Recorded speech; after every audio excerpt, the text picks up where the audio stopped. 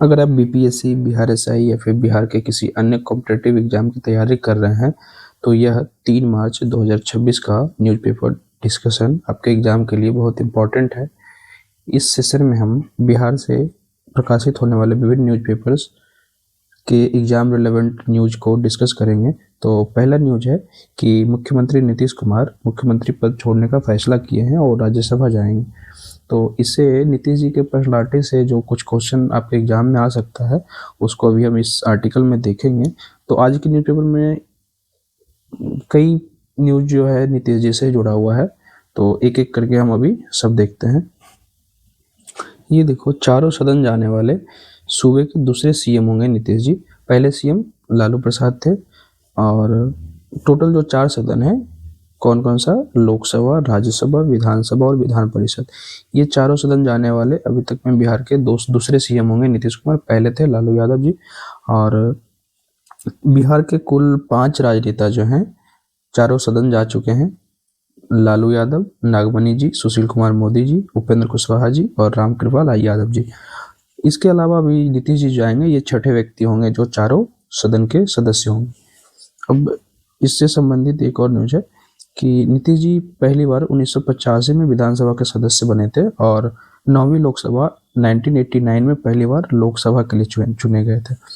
इसके अलावा नीतीश जी ने 1974 में जयप्रकाश नारायण के संपूर्ण क्रांति आंदोलन से जुड़ गए थे और 1977 में पहली बार विधानसभा का चुनाव लड़ा था, जो हार गए थे। 1980 में भी विधानसभा का चुनाव हार गए थे और फाइनली 1985 में जाके तीसरी बार में विधायक चुन के आए थे। कहाँ? तो नालंदा के हरनौत सीट से तीसरी बार में 1985 में विधानसभा के सदस्य बने थे। इसके अलावा देखोगे तो जॉर्ज फर्नांडिस के साथ मिलकर समता पार्टी बनाए थे इन्होंने। और 3 मार्च 2000 को पहली बार मुख्यमंत्री पद की शपथ लिए थे। और टोटल मुख्यमंत्री पद की शपथ नीतीश जी कितनी बार ले चुके हैं? तो 10 बार मुख्यमंत्री की शपथ ले चुके हैं और बिहार के सबसे लंबे कार्यकाल वाले मुख्यमंत्री रह चुके हैं। 2000 में जो है ये केवल 7 दिनों के लिए सीएम बने थे। और इसके अलावा ये देखो, 1990 में पहली बार केंद्रीय मंत्रिमंडल में बतौर कृषि राज्य मंत्री के रूप में शामिल हुए थे। और इसके साथ साथ 1998-99 में कुछ समय के लिए केंद्रीय रेल मंत्री और भूतल परिवहन मंत्री भी बने थे। लेकिन अगस्त 99 में गैसल में हुई रेल एक एक्सीडेंट हुआ था, उसके बाद मंत्री पद से इस्तीफा दे दिए थे। इसको अगर समराइज करो तो 1977 में जनता पार्टी की टिकट पे हरनौत से पहली बार चुनाव लड़े थे और हार गए थे। लेकिन तीसरी बार 1995 में हरनौत विधानसभा से ही पहली बार विधायक चुने गए। ये ध्यान रखना, हरनौत विधानसभा नालंदा जिला में पड़ता है। और 1989 में बाढ़ लोकसभा से लोकसभा सांसद चुने गए थे पहली बार। और 1990 में कृषि राज्य मंत्री बने थे। इसके अलावा मंत्री जो बने थे ये मेनली देख लो रेल मंत्री के लिए जाने जाते हैं नीतीश जी। 2001 से 2004 तक रेल मंत्री थे और जो इस्तीफा दिए थे 19 अगस्त 99 में दिए थे रेल मंत्री से इस्तीफा, जो एक रेल एक्सीडेंट हो गया था उसके लिए। इसके अलावा नीतीश कुमार जी की यात्रा है, तो यात्रा से संबंधित सबसे पहला यात्रा न्याय यात्रा था 12 जुलाई 2005 को। इससे क्वेश्चन आया ना है, ये जो अभी लेटेस्ट है जो 16 जनवरी 2026 को शुरुआत किया गया था समृद्धि यात्रा। इससे एग्जाम में क्वेश्चन आ सकता है कि समृद्धि यात्रा की शुरुआत कब हुई? तो 16 जनवरी 2026 को। ठीक है, अब दूसरा न्यूज देखते हैं। नीतीश कुमार के कार्यकाल में ही कृषि रोड मैप की शुरुआत की गई थी। पहला कृषि रोड मैप जो है 2007-8 में शुरुआत किया गया था और अभी देखोगे तो चौथा कृषि रोड मैप चल रहा है। तो पहला कृषि रोड मैप जो था 2008 से 12 तक और दूसरा 2012 से 2017 तक, तीसरा हो जाएगा तुम्हारा 17 से 23 और अभी जो चौथा कृषि रोड मैप चल रहा है 2023 से 2028 तक। ठीक है, अभी ये याद रखना। तो इन कृषि रोड मैप का ही सफलता का नतीजा है कि 2011 से 2018 के बीच में बिहार को 5 बार कृषि कर्मठ पुरस्कार मिल चुके हैं। कितने बार मिले? 5 बार कृषि कर्मठ पुरस्कार मिल चुका है बिहार को। तो इस बात को याद रखना है।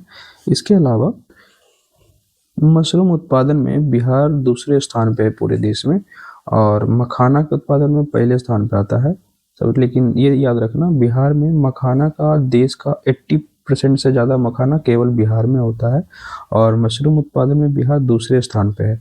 कुल उत्पादन में, देश के कुल उत्पादन में कितना मशरूम का योगदान है बिहार से? 10.86% और मखाना में 80% से अधिक।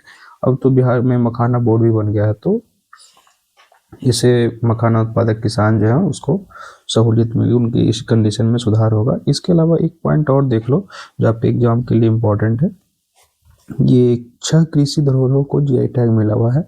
तो अगर क्वेश्चन आता है कि बिहार में किन किन प्रोडक्ट को जीआई टैग मिला हुआ, तो इसमें एक कतरनी चावल, जर्दालू आम, शाही लीची, मगही पान और मिथिला मखाना और मरचा धान है। ठीक है। अब एक बीपीएससी में क्वेश्चन ये भी आया था कि फसल का नाम दिया हुआ था, इसका उत्पादन सबसे ज़्यादा है, उसके बाद किसका है। तो ये भी पॉइंट देख लो कि चावल का उत्पादन जो है 95 लाख मीट्रिक टन है और गेहूं का उत्पादन 73 लाख मीट्रिक टन और मक्का का उत्पादन 58 लाख मीट्रिक टन। अगर आता है सीरियली कि सबसे ज़्यादा कौन है उसके बाद कौन है, तो ध्यान रखना चावल का उत्पादन बिहार सबसे ज़्यादा करता है, गेहूँ उसके बाद मक्का। ये अनाज के उत्पादन के मामला में। ओके। राष्ट्रपति द्रौपदी मुर्मू ने बिहार समेत 8 राज्यों के राज्यपालों की नियुक्ति की है। तो बिहार के राज्यपाल कौन बने हैं? तो सैयद अता हसनैन जो हैं ये बिहार के राज्यपाल बने हैं। और बिहार के ही हैं नंद किशोर यादव, ये नागालैंड के राज्यपाल बने हैं। इसके साथ साथ अगर ये देखोगे तो शिव प्रताप शुक्ला जो हैं इन्हें तेलंगाना का गवर्नर बनाया गया और जिष्णु देव वर्मा जो है इन्हें महाराष्ट्र का गवर्नर बनाया गया। दिल्ली के उपराज्यपाल जो विनय सक्सेना थे इनको लद्दाख का उपराज्यपाल बनाया गया और तरनजीत सिंह सिंधु को दिल्ली के लेफ्टिनेंट गवर्नर बनाया गया है।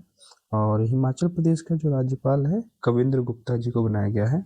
तो ये सारे हैं, बट तुम फिलहाल ये 3 याद रखो। सैयद अता हसनैन जो कि बिहार के राज्यपाल बनाए गए हैं, नंद किशोर यादव नागालैंड के राज्यपाल बनाए गए हैं, आर एन रवि जो कि पश्चिम बंगाल के राज्यपाल बनाए गए हैं। आर एन रवि इसलिए इम्पोर्टेंट है क्योंकि एक तो चर्चा में रहते हैं, दूसरा इनका संबंध बिहटा के से है ना, बिहार के बिहटा से है, जो इसलिए वो इम्पोर्टेंट हो जाता है। राज्यपाल से संबंधित कुछ संविधान का अनुच्छेद है जो याद कर लो, एग्जाम में अक्सर पूछे जाते हैं। तो अनुच्छेद 153 के तहत राज्यों प्रत्येक राज्य के लिए एक राज्यपाल होगा। हालांकि 7th कॉन्स्टिट्यूशन अमेंडमेंट में एक पॉइंट और ऐड किया गया कि एक ही व्यक्ति 2 या 2 से अधिक राज्यों के राज्यपाल भी नियुक्त किए जा सकते हैं। इस पॉइंट को जो सेकंड पॉइंट था इसको 7th कॉन्स्टिट्यूशनल अमेंडमेंट 1956 में ऐड किया गया और प्रत्येक राज्य के लिए एक राज्यपाल होगा 153 के अकॉर्डिंग। और 155 के अकॉर्डिंग राज्यपाल की नियुक्ति राष्ट्रपति करते हैं और राज्यपाल की पदावधि जो है ये प्लेजर ऑफ प्रेसिडेंट होते हैं, राष्ट्रपति के पश्चात होता है। इसकी जानकारी 156 में है और राष्ट्रपति की नियुक्ति से संबंधित योग्यता जो है ये 157 में दिया हुआ है। तो इन पॉइंट्स को याद रखो, एग्जाम में अक्सर पूछे जाते हैं। ओके, तो चलते हैं नेक्स्ट न्यूज पे। देखो, स्वच्छता सर्वेक्षण 2025-26 जो इसके लिए तैयारी पूरी कर ली गई है, इससे संबंधित एक न्यूज है। बट एग्जाम में इससे आएगा क्वेश्चन कि स्वच्छता सर्वेक्षण जो है ये किसके द्वारा निकाली जाती है। तो ध्यान रखना, ministry of housing and urban affairs के द्वारा स्वच्छता सर्वेक्षण निकाला जाता है। इस बार 10वां स्वच्छता सर्वेक्षण होगा, इस पॉइंट को भी याद रखना। जो 2025-26 का थीम है, इस बार का थीम है नई पहल बढ़ाएं हाथ करे सफाई साथ। ठीक है, थीम कौन सा है ध्यान रखो, नई पहल बढ़ाएं हाथ करे सफाई साथ। ठीक है, इसके अलावा अगर पूछा जाएगा कि स्वच्छता सर्वेक्षण के प्रमुख पैरामीटर क्या हैं, तो इस पॉइंट को याद रखना कि दृश्य स्वच्छता, कचरा प्रबंधन, अपशिष्ट जल प्रबंधन, स्वच्छता तक पहुंच, सफाई कर्मचारी का कल्याण, शिकायत निवारण और जन भागीदारी जैसे आम पहलू शामिल है इसके पैरामीटर में। ओके, इससे ज़्यादा इस आर्टिकल से क्वेश्चन नहीं आने जा रहा। तो चलते हैं नेक्स्ट आर्टिकल पे। देखो, इसमें है रायसीना डायलॉग।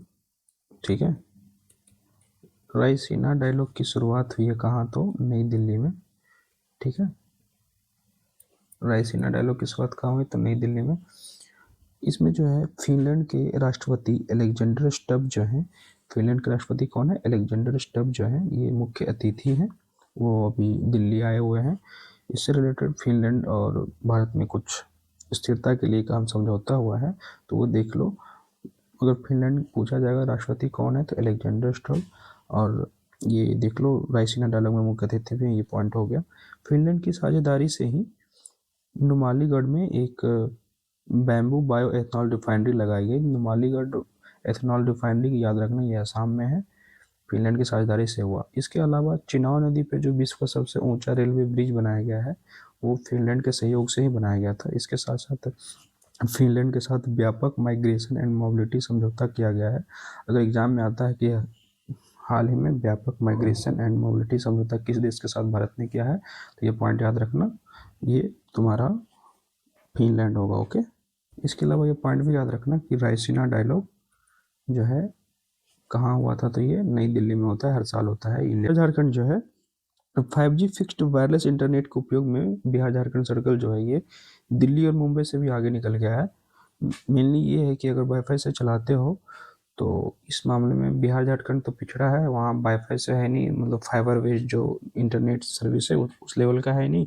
इस वजह से लोग वायरलेस इंटरनेट का इस्तेमाल ज़्यादा करते हैं, इस वजह से बिहार झारखंड इस चीज़ में आगे है।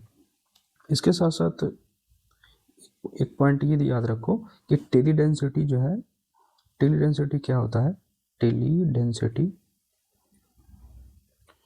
मेनली किसी क्षेत्र में अगर 100 व्यक्ति पर सक्रिय मोबाइल फ़ोन कनेक्शनों की संख्या कितना है उसके अकॉर्डिंग टेली डेंसिटी निकाला जाता है। तो दिल्ली जो है टेली डेंसिटी में सबसे आगे है, मतलब पहले स्थान पे है।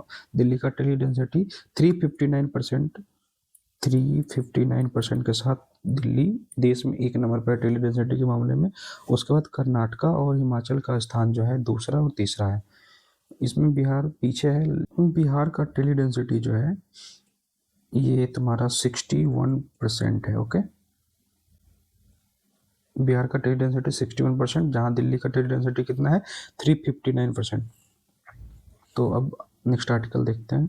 ये देखो, इंडियन नेवी ने पिछले महीने अभ्यास मिलन जो है एक्सरसाइज मिलन ऑर्गेनाइज किया था। कहाँ ऑर्गेनाइज किया था? तो ये बाईजैग में, विशाखापट्टनम में एक्सरसाइज मिलन ऑर्गेनाइज किया था। किसने? इंडियन नेवी ने, जहाँ 50+ देशों के इंडियन नेवी पार्टिसिपेट करने आई थी, एक्सरसाइज में भाग लेने आए थे। उसमें ईरान भी भाग लेने आया था। ईरान का एक शिप था जिसका नाम था IRIS Dena, DENA, IRIS Dena. Iran की तरफ से आयरिश डेना ने एक्सरसाइज मिलन में पार्टिसिपेट करने के लिए आया था। जो पार्टिसिपेट करने के बाद लौट रहा था तो ये श्रीलंका के कोस्ट पे इसको अमेरिका ने डुबा दिया है, जिसमें कि 87 लोग डूब कर मर गए हैं और 100 से अधिक नौसैनिक उस पर सवार थे। पॉइंट याद रखना, इसके लिए राहत ऑपरेशन भी इंडियन नेवी चलाया था। तो इस आर्टिकल से बस इस पॉइंट को याद रखना कि आयरिश डेना जो है किसका शिप है? तो ये ईरान का है, जिसको कि इंडियन ओशन में अमेरिका ने डुबा दिया है टॉर्पीडो का यूज करके। और एक्सरसाइज मिलन जो है ये ऑर्गेनाइज किया गया था कहाँ? तो विशाखापट्टनम में। ओके, इसके साथ साथ बस ये ध्यान रखना कि अमेरिका ने जो ईरान के आयरिश डेना को उड़ाया था, ध्वस्त किया था, डुबाया था, किसकी मदद से? तो मार्क 48 टॉर्पीडो की मदद से अमेरिका ने आयरिश डेना को डुबाया था। अब इसके अलावा जनसत्ता से कुछ न्यूज है, उसको देख लो। ईरान ने स्ट्रेट ऑफ हॉर्मुज को इजराइल और यूएसए के लिए बंद कर दिया है। तो इससे ज़्यादा संबंधित एक ही क्वेश्चन आएगा, अगर आएगा तो स्ट्रेट ऑफ हॉर्मुज कहाँ स्थित है? तो ये याद रखना, पर्शियन गल्फ और गल्फ ऑफ ओमान को कनेक्ट करता है। ये जो नैरो स्ट्रेट है यही है स्ट्रेट ऑफ हॉर्मुज। ओके, और ये किन दो देशों के बीच है? तो याद रखना ओमान और ईरान के बीच स्थित है। इसके अलावा इससे कुछ सवाल नहीं आएंगे तुम्हारे एग्जाम में। अब नेक्स्ट न्यूज देखो, अमेरिका के मोंटाना राज्य में पहली बार महात्मा गांधी के प्रतिमा का अनावरण किया गया।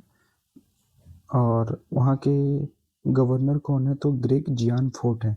मोंटाना के गवर्नर कौन है? ग्रेग जियानफोर्ड। मैं इसलिए ये बता रहा हूँ कि 71st BPSC में एक सवाल आ गया था कि न्यूयॉर्क के गवर्नर नहीं, न्यूयॉर्क के मेयर कौन थे? क्योंकि उन्होंने BR अम्बेडकर से रिलेटेड कुछ छुट्टी अनाउंस किया था, इसलिए। तो अमेरिका के राज्य मोंटाना के गवर्नर है ग्रेग जियानफोर्ड, जिन्होंने अमेरिका के मोंटाना राज्य में ही महात्मा गांधी की प्रतिमा का अनावरण किया था। नेक्स्ट न्यूज देख लो, जो कि थारू जनजाति से संबंधित है। थारू जनजाति जो है ये उत्तराखंड में है। अगर सवाल आएगा तो सॉल्व कर सकते हो। थारू जनजाति का संबंध किस राज्य से है? तो उत्तराखंड से। ओके, तो आज के न्यूज में इतना ही है।